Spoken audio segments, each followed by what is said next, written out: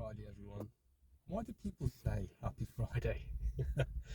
Is that because we've lived in this industrial revolution 9 to 5 context and we look forward to a Friday because we knew the weekend was coming and we could then go and party or hang out with friends or have the weekend off because we're not working? Imagine if you had to think that way. Imagine if you were looking forward to the weekend so much because you just really didn't like your job. And why am I saying this? Why am I mentioning this? Well, it's a little bit controversial, I think, but I'm probably correct in some ways. There's a hell of a lot of people come into my clinic for various ailments, bad back, bad shoulders, whatever. And I'm fortunate enough to say that at least 50% of the people that I treat, they kind of like their job, and there's some of my clients who really love what they do. Some have set up their own business and it's the only thing they could ever imagine themselves doing. But there's at least more than 50%, I'm going to say closer to 60% of people, maybe even 70% of people absolutely bloody hate their jobs. They do it because it's well paid, it pays the bills, it's what they know. Perhaps they're a little bit frightened of change even though they want it. And imagining what that does top down to the body in terms of health, mentally, and what that has of physical ramifications. And one of the biggest causes of stress and anxiety I see in the clinic is conflict. Conflict with work colleagues, conflict with the boss, perhaps not seeing eye to eye with work colleagues. And that can be more stressful than the job itself. I've been there as well. I've done that. I've experienced that. I've even experienced in the corporate sector, I remember experiencing some kind of coercion, even somebody trying to,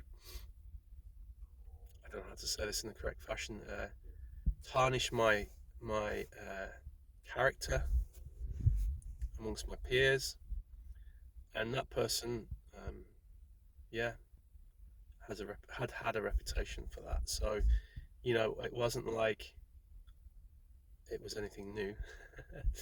So, and that even if it doesn't, even if you have a really thick skin, it still flies a little bit under the radar and can affect you. So, why am I talking about this when it comes to therapists? It's things to consider as a therapist when you're treating people. What else apart from the bad back, bad shoulder, headaches, migraines, IBS, whatever it is going on in their lives? What external factors are coming in to affect the person internally?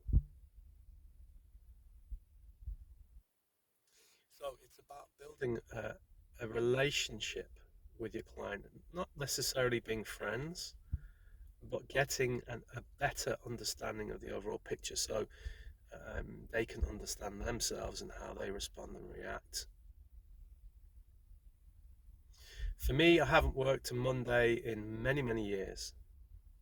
And it's such a joy to wake up on a Monday morning and not have to go into the clinic. Now, even though I love my work, as I've got older, I've realised it's not always about work. I was definitely a workaholic. I was definitely, and to some extent, a little bit, I still work at home and do a bit online, but I just love that, enjoy that, a little bit of connection with people. So the overall flavour of today's message is if you're treating people, try to figure out what's going on in their external environment. I mean, it doesn't mean to say, unless you're trained in psychology and psychotherapy and counselling, then that's different. That's a different avenue. And I'd almost, in a way,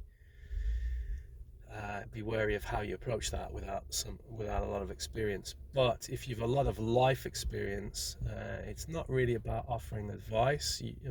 People can ask for your opinion, but it's about finding out the external factors that affect people. Are they,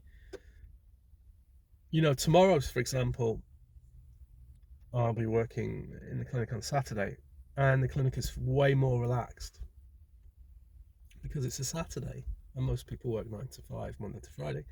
So most of the people coming on a Saturday, they're all kind of chill. They have a different, there's more an emphasis on what I'm treating rather than day-to-day stuff. It's quite an interesting dynamic. So be aware of the external environment that your clients face. Be aware of how that could be affecting them internally, and be aware that bad backs, bad necks, and bad shoulders aren't always a result of injury. I hope this is of value to you. If it is, please carry on tuning in. I think nearly everyone on YouTube says smash the like button and smash the bell. Don't smash it, just if you want to. Please subscribe and please notification bell on if you want more content. The content will get better quality. Will be more information as I go on. I'm just slowly building my videos after not really being on YouTube properly for many years. Even though I upload stuff, it's time to start putting the information out there and helping people grow. Thank you. Happy Friday.